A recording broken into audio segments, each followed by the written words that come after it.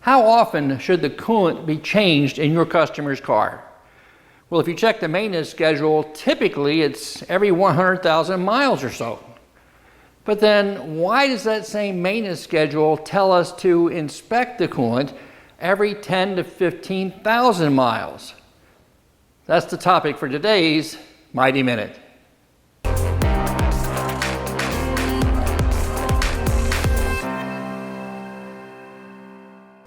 In past Mighty Minute episodes, I've shown you the importance of checking your customer's coolant whenever they bring the vehicle in for service.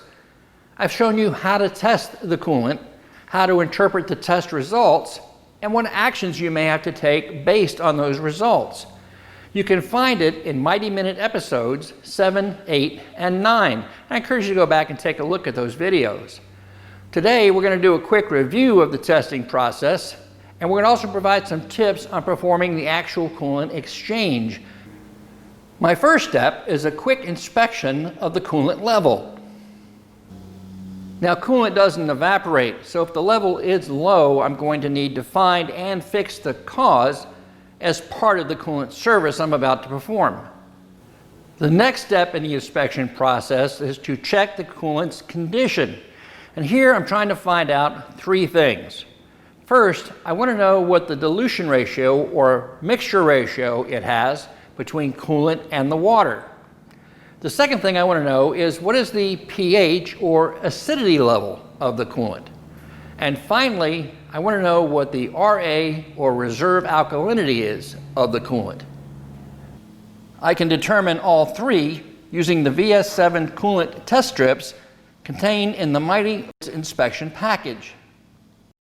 If the dilution or mixture ratio is off, but the RA and pH are within specifications, I can add distilled water or straight coolant as required to restore the proper mix. If my coolant mixture has too much water, that's going to impact the freeze level of the coolant mixture. And if my coolant mixture has too much coolant, well, that's going to affect the ability of the coolant mix to disperse engine heat.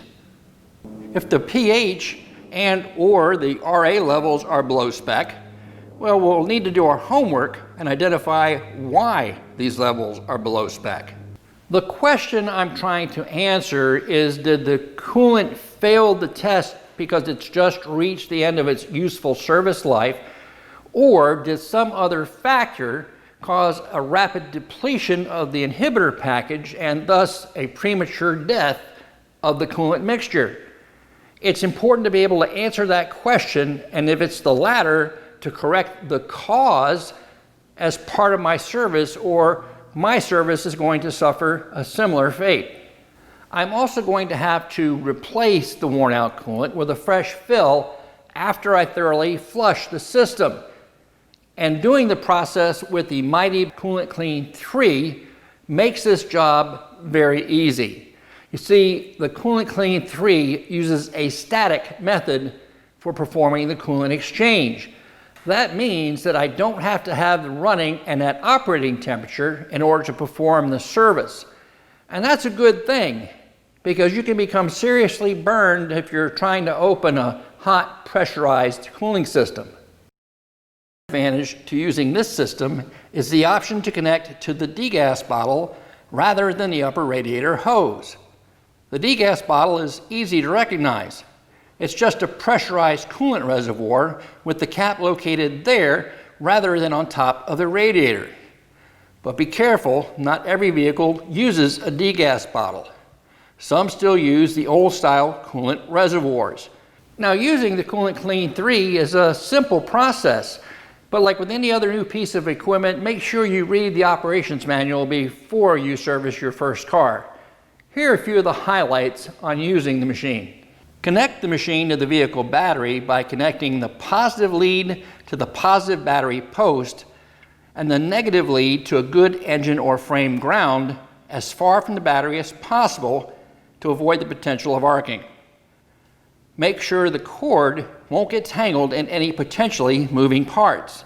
Fill the machine's coolant reservoir with a minimum of 12 quarts of new coolant mixture. Now, every tech knows that the coolant is actually a mixture of concentrated coolant and water. That means water represents half the mixture, doesn't it?